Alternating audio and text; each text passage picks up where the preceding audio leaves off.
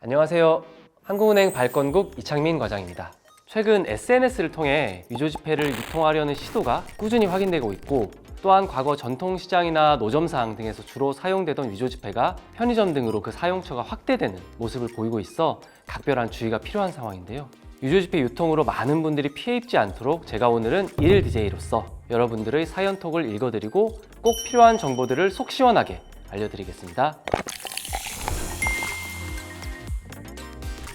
먼저 닉네임 내일은 백만님께서 사연톡을 보내주셨는데요. 안녕하세요. 저는 집에서 소소하게 숏폼 드라마를 만드는 유튜버인데요. 제가 최근에 지폐 뭉치를 제작해서 촬영 소품으로 사용했더니 어떤 구독자가 이거 위조지폐 아니냐? 신고하겠다 라고 남긴 댓글을 읽으면서 문득 겁이 나서요. 도대체 어디까지가 위조지폐인지, 저처럼 이렇게 단순 소품으로 사용하고 싶을 때에는 어떻게 해야 하는지 궁금합니다. 우선 사례 내의 구독자분들처럼 화폐를 임의로 제작하는 행위 자체를 불법으로 오인할 수 있습니다. 다만 사연자님처럼 실제 돈으로 사용하기 위해 제작한 것이 아니고 화폐 도안 이용 기준에 따라 한국은행의 허락 하에 촬영용 소품으로만 제작해 사용했다면 위조지폐 제작 행위로 보지 않는데요. 일단 촬영 소품용 화폐 모조품을 제작하고자 하는 분들은 최근에 저희가 개설한 한국은행 홈페이지 내 화폐 모조품 이용 신청 시스템을 통해 신청서와 함께 담당자 이름과 연락처 등이 기재된 화폐 모조품 도안 이미지 등을 첨부하여 이용 신청을 해주시면 저희가 검토 후 승인을 해드리고요. 사용이 끝난 모조품은 한국은행 내 또는 저희가 지정한 장소에서 담당자가 보는 앞에서 폐기하셔야 합니다. 만약 기준을 위배해서 모조품을 돈으로 사용하기 위한 목적으로 제작하거나 취득 또는 사용한다면 형법에 따라 처벌받을 수 있음을 꼭 기억하세요.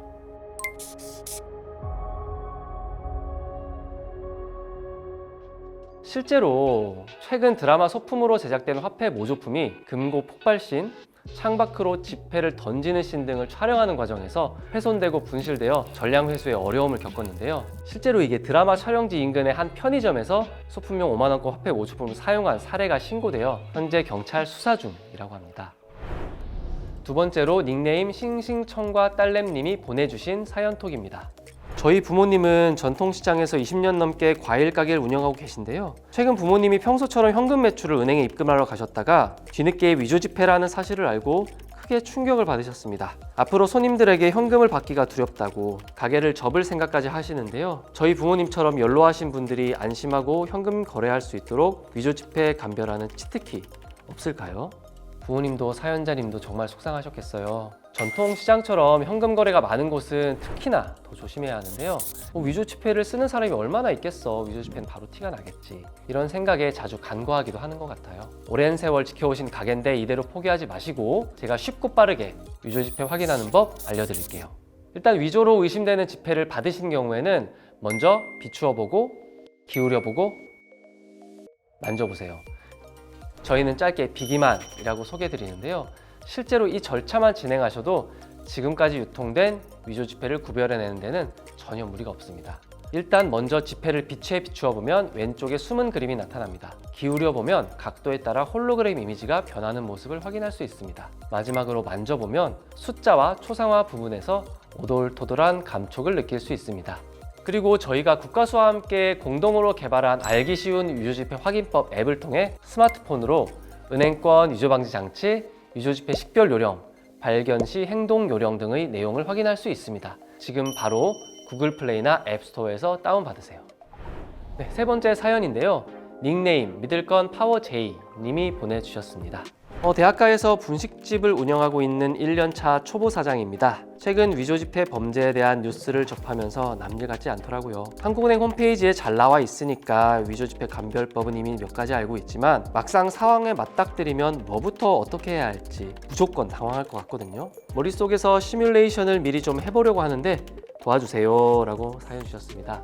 사연자님 정말 닉네임처럼 파워제이시네요. 미리미리 대비하는 이런 자세 정말 좋은 것 같아요. 일단 잘 아시겠지만 위조지폐 발견 시에는 침착한 태도로 즉시 가까운 경찰서나 은행으로 바로 신고하고 위조지폐를 건네주셔야 되는데요. 근데 막상 일상에서 이거 위조지폐 같다라고 생각이 들면은 어떻게 해야 할지 굉장히 당황스러우실 거예요. 일단 위조지폐 발견 시 행동 요령은 고객에게 받을 때 의심된다면 그 사람의 인상착의, 차종과 번호판을 메모하고 경찰서에 신고하시면 되고, 고객이 이미 떠난 뒤 알게 된다고 하면은 지문이 지워지지 않도록 봉투에 넣고 역시 경찰서에 신고해 주시면 됩니다. 이렇게 해주신다면 해당 위조지폐를 통해 발생할 수 있는 여러 피해를 확 줄일 수 있겠죠. 아무래도 용기가 필요하시겠지만 미리 알고 계신다면 침착하게 잘 대처하실 수 있을 거예요. 네 번째 사연인데요. 닉네임 내일은 정규직 님이 보내주셨습니다. 현재 졸업을 앞두고 취업 준비에 매진하고 있는 대학생입니다. 최근 면접 스터디 등에 참여하느라 여러 SNS 계정을 통해 정보를 모으고 있는데, 한 SNS 대화방에서 지폐를 완벽하게 위조해서 싸게 판매한다는 글을 봤어요. 나름 지폐 사진도 있고 구매 인증도 했더라고요. 당황도 했고 혹시나 이 대화방에 들어와 있다는 것 자체가 문제가 될 것 같아서 바로 지우고 나갔는데, 이럴 땐 어떻게 대처하는 게 좋을까요? 라고 사연 주셨습니다. 내일은 정규직님 사연처럼 최근에 SNS를 통해 위조지폐가 실제로 판매되고 일부는 시중에 유통된 사례가 있었어요. 대량으로 위폐를 제조하고 유통한 일당은 올해 4월에 검거가 되어서 재판 중에 있긴 한데, 이후에도 지속적으로 위폐 판매 관련 글이 올라오는 걸 저희도 확인했어요.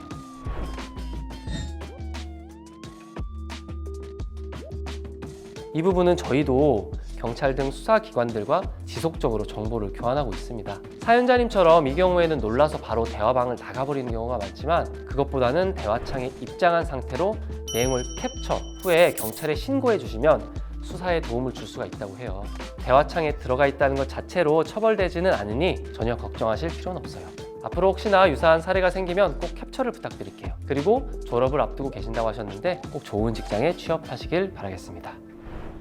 네, 마지막 사연인데요. 닉네임 호기심 천원님이 보내주셨습니다. 제 친구가 은행원인데요. 이번에 업무 중에 가로 길이가 조금 긴 5만원권을 발견하고 즉시 한국은행에 위패 판정을 의뢰했다고 하더라고요. 은행원 직업상 홀로그램 같은 위조 방지 장치는 당연히 모두 쉽게 확인했지만 헷갈린다고 하는데, 이거 일단 크기가 다르니까 무조건 위조지폐 아닌가요? 호기심 천원님 사연처럼 다른 건 다 진폐로 판단되는데 길이만 긴 경우, 이거 무조건 위폐 아닌가? 하고 참 헷갈리죠. 그런데 다른 위조 방지 요소들은 모두 이상 없고 면적이 커진 진폐일 수 있습니다. 코로나19를 예방하려고 손에 소독제를 바르고 지폐를 만졌을 뿐인데 커진 게 바로 그런 경우인데요. 조폐공사가 이 현상을 가지고 실험을 했습니다.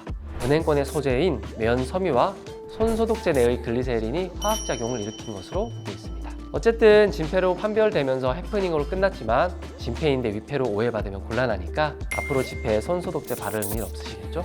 실제로 미국의 한 연구 결과에 따르면 신용카드에 비해 현금에서의 코로나19 바이러스 생존력이 낮은 것으로 분석됐다고 하니 손 소독제는 손을 위해 아껴두시는 게 좋겠습니다. 오늘 이렇게 다양한 분들이 보내주신 사연을 읽어드리면서 꼭 알고 있어야 할 위조지폐 관련 최신 정보를 전해드렸는데요. 잘 기억해 주시고 여러분들의 일상생활에 꼭 도움이 되셨으면 좋겠습니다. 지금까지 저는 1일 DJ 이창민이었습니다. 감사합니다.